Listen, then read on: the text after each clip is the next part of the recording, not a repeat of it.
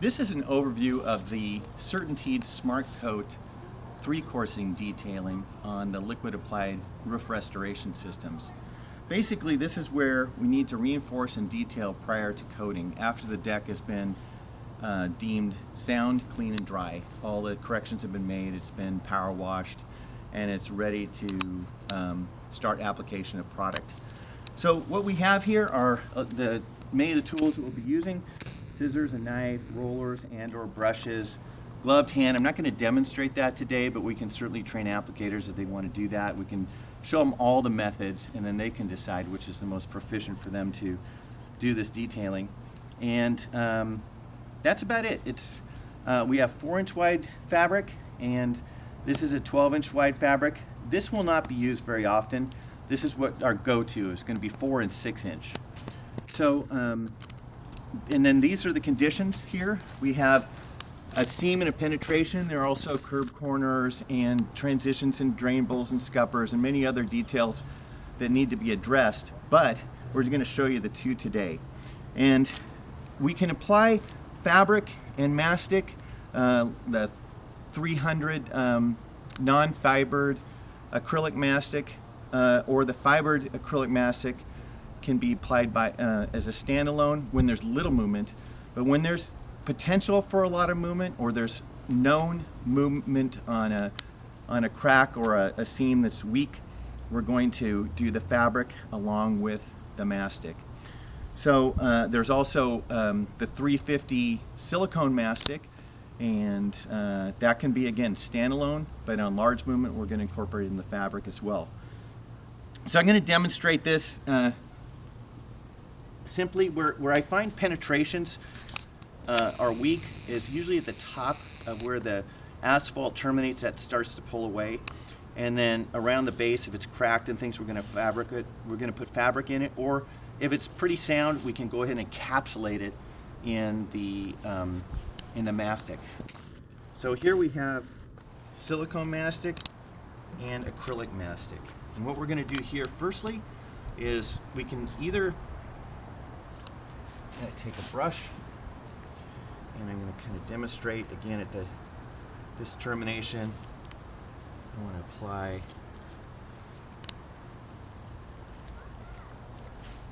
the acrylic. Now we don't want to put the acrylic on too thick. The silicone, we're doing a silicone project, we can put it on as thickly as we want, but this has water, and if it's too thick, the water can't escape. So we need to make sure that we leave it to where it can flash off. We embed it and then just encapsulate it.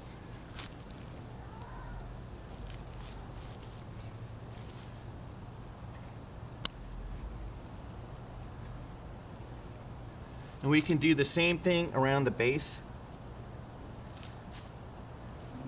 I'm going to show you another method around the base where we can take a larger piece and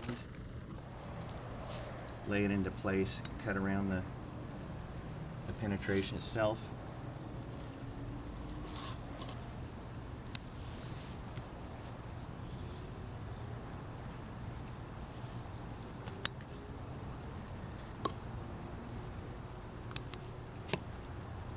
And lay it into place.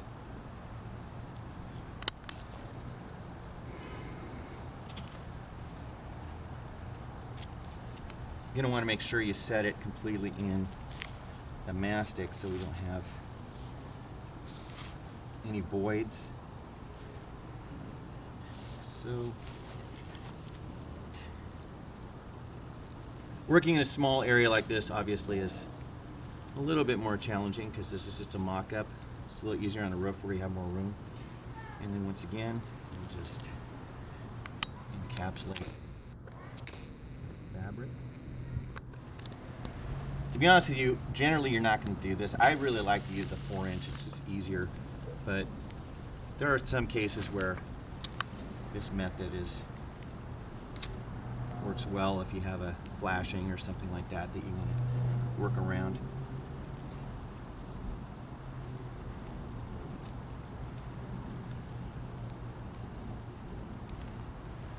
And once these guys get good, they're much better than even me at doing it because they're doing it every day. But this is really the most important part of the installation of the fluid applied restoration systems, liquid applied, fluid applied, whichever you'll hear it both ways. But if you do this right, you're going to be able to walk away from a job and the roof won't leak because you're addressing all the weak points on the roof.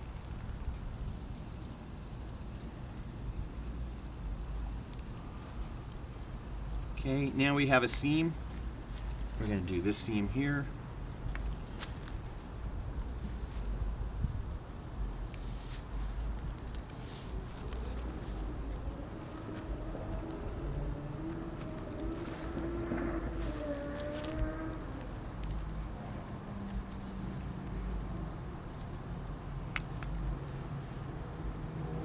One of the nice things about the silicone is once it's skinned over, you can go right over it.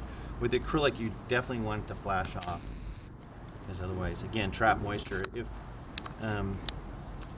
you trap water in the material, it never will necessarily fully cure out. It'll just skin over, and that water can be trapped. And if it rains months later, you could actually have wash away. And now, over here, where we have a really stubborn movement, see what we call large movement. What we're going to do is put down a release tape. We don't want to be bonded over this. Now there's more room for movement with the 500 fabric and reinforcing. So we're just going to do the detail right over this release tape. I learned this, and of course they train you to do this now, but years ago on cracks and joints on parking decks where you have a lot of flexure in concrete decks, we would use neoprene, and we would only glue it to the sides. We wouldn't glue it over the joint itself. Once again, 300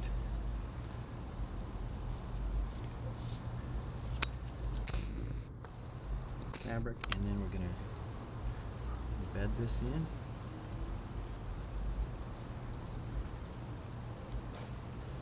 Now remember, you actually, theoretically, you could do detailing with acrylic underneath silicone, but you cannot put acrylic over silicone. So you cannot use the acrylic coatings over this. So there's that detail, and then I'll just show you this brush. And if we were just going to do a silicone application over this to encapsulate, this is what we do.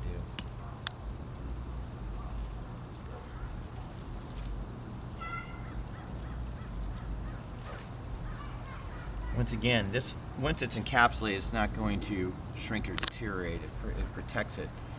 It pretty much restores the asphalt, but it's really beat up. We definitely want to put the fabric in there. So that's an overview of penetrations and seams for the 3-coursing detail for the SmartCoat liquid applied roofing. If you have any questions, you know where to go. And thanks. We look forward to training applicators out there. We'll build these mock-ups. We'll get up on roofs.